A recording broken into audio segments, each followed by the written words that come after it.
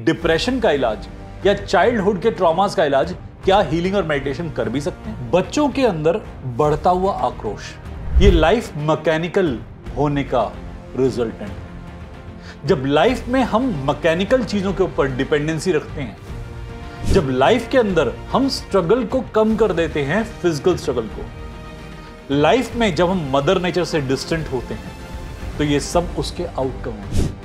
हमने अपने आप को और अपने स्पेशली बच्चों को एक गार्बेज बैग बना दिया जिसके अंदर सारा इंफॉर्मेशन मिलता है। आप YouTube पे जाएं, कोई भी प्रश्न पूछें, सॉल्यूशन मिल जाएगा।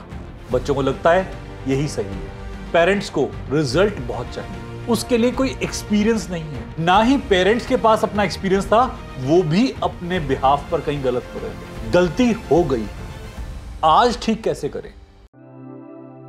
आजकल हम छोटे छोटे बच्चों को देखते हैं कि उनके अंदर एक एग्रेशन बहुत ज्यादा नजर आता है, एक इंस्टेबिलिटी नजर आती है, अपने लिए फैसले नहीं ले पाते।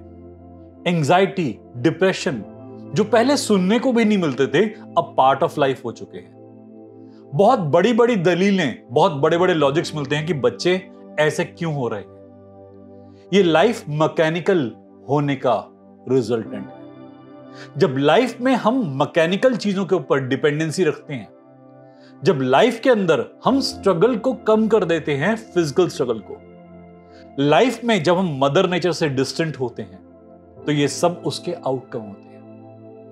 पहले हम मदर नेचर के पास थे, कंक्रीट के घरों में नहीं थे, हर वक्त लॉक्ड एटमॉस्फेयर में नहीं थे, हम खुल के बाहर आते थे, मिट्टी में खेलते थे, धूप में रहते थे, इम्यूनिटी स्ट्रांग थी, बीमार पड़ते थे पर इतने नहीं, फिजिकली हम ज्यादा एक्टिव थे और मेंटली भी। आजकल मेंटल एक्टिविटीज तो ज्यादा हो गई हैं क्योंकि एक इंफॉर्मेशन बहुत अवेलेबल है, इंटरनेट अवेलेबल है, हर चीज मोबाइल तक अवेलेबल है, हर नॉलेज अवेलेबल है। हमने अपने आप को और अपने स्पेशली बच्चों को एक गार्बेज बैग बना दिया जिसके अंदर सारा इंफॉर्मेशन मिलता है। अब उस इंफॉर्मेशन को करना क्या है? क्या वो इंफॉर्मेशन वैलिड है या इनवैलिड है? पहले हमें इंफॉर्मेशन जानने के लिए घंटों लाइन में वेट करना पड़ता था, गुरु के पास जाना पड़ता था, या उम्र के हिसाब से वो इंफॉर्मेशन हमें अवेलेबल होती थी। पर आजकल क्या होता है, इंफॉर्मेशन बहुत आसानी से किसी को भी अवेलेबल है। आप YouTube पे जाएं, कोई भी प्रश्न पूछें, सॉल्यूशन मिल जाएगा। सही है, गलत है, कोई पैमाना नहीं है, कोई मेजरमेंट नहीं है। हमें पता नहीं लगता कि उस इंफॉर्मेशन को किसी ने वेरीफाई करा है या नहीं करा है। बच्चों को लगता है यही सही है, पेरेंट्स जो कह रहे हैं वो तो गलत होगा, ये क्यों गलत कहेंगे, ये तो इतना बड़ा प्लेटफॉर्म है, यहां तो बहुत सारे लोग आते हैं। इसी फेथ में बच्चे काफी सारी गलतियां करते हैं। इस बात को यदि हम पेरेंटिंग के साथ भी देखें तो पेरेंटिंग में भी काफी कमियां आ रही हैं। पेरेंट्स को रिजल्ट बहुत चाहिए, रिजल्ट ओरिएंटेड मैकेनिकल अप्रोच है, बट साथ में उसके लिए कोई एक्सपीरियंस नहीं है। बच्चे के पास बुकिश नॉलेज पहुंच चुकी है, बट साथ में एक्सपीरियंस ऐड नहीं हो रहा। ना ही पेरेंट्स के पास अपना एक्सपीरियंस था, वो भी अपने बिहाफ पर कहीं गलत हो रहे थे। गलती आगे बढ़ती जा रही है, बच्चे इनसिक्योर हो जाते हैं। जैसा पेरेंट्स में एंग्शियसनेस है कि बच्चों को प्रेशराइज करते हैं, एग्जाम में रिजल्ट लाइए, कैसे मर्जी अपनी क्लास में पहले रैंक पे आइए या पहले या दूसरे रैंक पे आइए। इतने प्रेशर के साथ में बच्चे को शॉर्टकट लेने के अलावा कोई सॉल्यूशन नजर नहीं आता। मार्केट में कोचिंग्स भी अवेलेबल है, सब जगह पर शॉर्टकट्स अवेलेबल है कि ये 4 फॉर्मूले याद कर लो, सक्सेस मिल जाएगी, इतनी बात याद कर लो, सक्सेस मिल जाएगी। हार्डकोर स्टडी जो पहले काफी बार अवेलेबल होती थी, पहले टीचर्स कराते थे, आज नहीं होती। क्रैमिंग का जमाना है, जल्दी क्रैम करो, नंबर लाओ, जल्दी रिजल्ट लाओ। प्रेशर डालिए, रिजल्ट आएगा। प्रेशर कुकर में चावल या दाल बनते हैं, बच्चे नहीं बनते। अगर आप प्रेशर डालेंगे तो उससे बच्चे का डेवलपमेंट हैम्पर होता है। घर के अंदर माहौल का बहुत इंपैक्ट आता है। बच्चा 2 ही जगह आजकल खुश नहीं है, एक स्कूल में और एक घर पे। स्कूल से भागकर घर आना चाहता है, घर से भागकर कहीं और जाना चाहता है। अपने माइंड में वो कई सारी बातें दबा के बैठा होता है और खुल के पूछने के लिए कोई अवेलेबल भी नहीं होता, और जो चीजें अवेलेबल हैं वो भी मिसलीडिंग है। हार कर अपने दोस्तों से बात करता है, अपने दोस्तों से कांटेक्ट करता है, और वो भी उसी एज ग्रुप के हैं। आजकल का सबसे बड़ा डिलेमा यह है कि पेरेंटिंग कैसे करें, बच्चों को कैसे डील करें। पेरेंट्स टीचर अपॉइंट कर देते हैं कि हमारे बस की नहीं है, आप देख लीजिए। अगर आप अपने बच्चे के रोल मॉडल नहीं हैं, अपने बच्चे के खुद के टीचर नहीं है, तो बच्चा तो ऑलरेडी एक स्प्लिट मेंटालिटी में या स्प्लिट पर्सनालिटी में डिवाइड हो ही जाएगा या बन जाएगा। पेरेंट्स की पेरेंटिंग ही बच्चे को मजबूती देती है, जिन्हें हम पहले कहते थे संस्कार। संस्कार कहां से आते हैं? अपने पेरेंट्स से आते हैं। और आजकल बच्चे और पेरेंट का इंटरेक्शन बहुत मिनिमाइज होकर रह गया है, सब बिजी है अपनी लाइफ में। बच्चों के पास में हर चीज उम्र से पहले अवेलेबल है, ज्ञान भी, सामान भी, और इस चक्र में बच्चे का जो टाइमली डेवलपमेंट होना चाहिए, जो हमें एक उम्र पे चीजें मिलती थी, हमें उनकी वैल्यू होती थी, वो टाइमली डेवलपमेंट नहीं हो पाता। हर चीज अवेलेबल है छोटी सी एज में। मोबाइल फोन सबको चाहिए। आप में से जितने लोग हमारी एज ग्रुप के हैं, आपको याद होगा मोबाइल फोन हमने देखा भी नहीं था, हम लैंडलाइन की एरा से आते। आजकल बच्चों के पास मोबाइल फोन के अंदर हर चीज, हर सुख सुविधा अवेलेबल है। इस शॉर्टकट की टेंडेंसी को इतना ज्यादा क्रिएट करा जा रहा है कि इससे एंजाइटी डेवलप होती है। हर चीज फास्ट रनिंग है। इंटरनेट खोलिए, न्यूज चैनल खोलिए, मूवीज खोलिए, हर चीज आपको एंजाइटी प्रोन बनाती है, इजी देती है हर चीज। आप किसी भी चीज को शॉर्टकट में लेते हैं तो आप उसका डिफिकल्ट ट्रैक भूल जाते हैं, आप पीछे का हार्डवर्क भूल जाते हैं। बच्चों के सपने होते हैं कि मुझे बड़ा इंसान बनना है, मुझे बड़ा आदमी बनना है, मैं फेम चाहता हूं, पैसे चाहता हूं। कितने ही बच्चे कांटेक्ट करते हैं, उनके मां बाप कहते हैं कि बच्चे के अंदर पैसे को लेके लालसा है, बट उसके लिए हार्डवर्क कौन करेगा?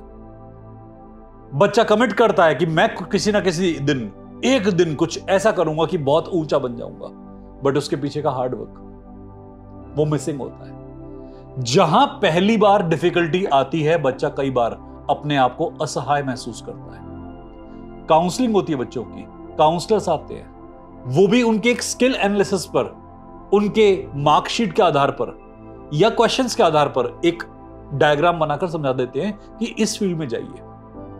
बच्चे से कोई ये नहीं पूछ रहा कि how do you want to contribute to society. बच्चे को हर कोई ये बता रहा है कि तुम इस खाने में फिट होते हो तो यहां चले जाओ।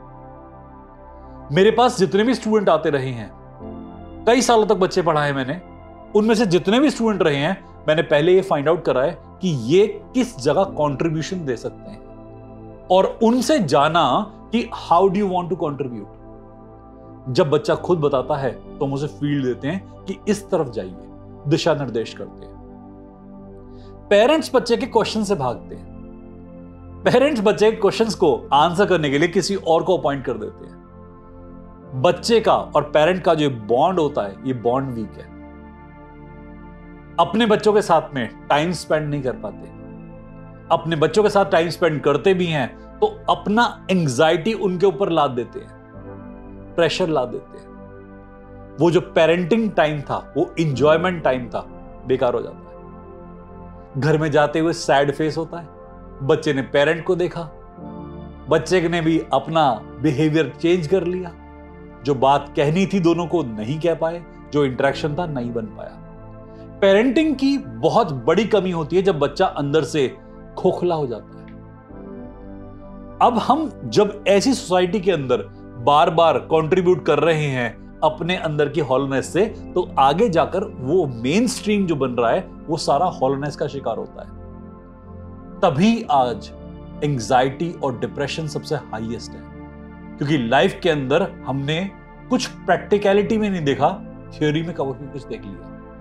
कई बार हीलिंग से हम इसे बैलेंस करते हैं, कई बार मेडिटेशन से इसे बैलेंस करते हैं। हीलिंग और मेडिटेशन से इस पे इंपैक्ट कैसे आता है? आप में से कई लोगों ने पूछा कि डिप्रेशन का इलाज या चाइल्डहुड के ट्रॉमास का इलाज क्या हीलिंग और मेडिटेशन कर भी सकते हैं? एग्जैक्टली इसका यह पॉइंट आता है कि हम जब मन के अंदर शांत होते हैं तो मन सही विचारों को जन्म देता है। आपको नेगेटिव ना सोचने की प्रैक्टिस नहीं करनी, अपने ब्रेन को क्रिएटिव सोचने पर पुश करना है। ब्रेन के अंदर चाहे हॉलनेस थी, चाहे एक पैटर्न ऑफ जा रहा था, चाहे चाइल्डहुड के कोई ट्रॉमास थे, चाहे आपके पास में कुछ गलत पेरेंटिंग के टाइप था, आप सब चीजों से ओवरकम करना चाहते हैं तो पहले अपनी सोच को दिशा दे दीजिए। गलती हो गई, आज ठीक कैसे करें, डायरेक्शन देकर। मेडिटेशन से हम माइंड को डायरेक्शन देते हैं, हीलिंग से उस एनर्जी को पुश देते हैं कि क्रिएटिवली काम कर पाए और कंस्ट्रक्टिवली काम करने के लिए एक प्रेशर क्रिएट हो। मैं वर्ड यूज कर रहा हूं, प्रेशर क्रिएट हो, क्योंकि कई बार क्या होता है, स्टेग्नेंसी के कारण से रुकावट इतने टाइम तक रह चुकी कि हिलने का मन ही नहीं करता, तो वहां पर एनर्जी एक पुश क्रिएट करती है। हीलिंग और मेडिटेशन से हम कई बच्चों के अंदर एंजाइटी का ट्रीटमेंट कर चुके हैं, लोनलीनेस का ट्रीटमेंट कर चुके हैं।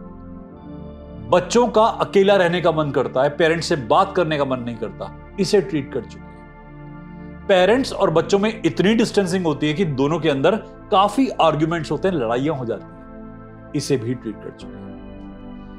अपने बच्चे के व्यवहार को पहचानिए। पहला हीलर किसी और को ना बना के खुद बनिए बच्चों का। ये पेरेंट्स भी कर सकते हैं, और इवन अगर आप खुद भी यंग जनरेशन से बिलोंग करते हैं, किसी भी एज ग्रुप से बिलोंग करते हैं, आप अपनी खुद की भी हीलिंग कर सकते हैं। मेडिटेशन हो सकता है आपसे ना हो पाए, कई बार ऐसा लगता है मेडिटेशन में नहीं जा पा रहे, किसी की हेल्प लीजिए। हीलिंग खुद भी कर सकते हैं, किसी से ले भी सकते हैं। अपने चक्रास को हील कीजिए, आपके अंदर का जितना भी वॉइड है सारा फिल होना शुरू होगा।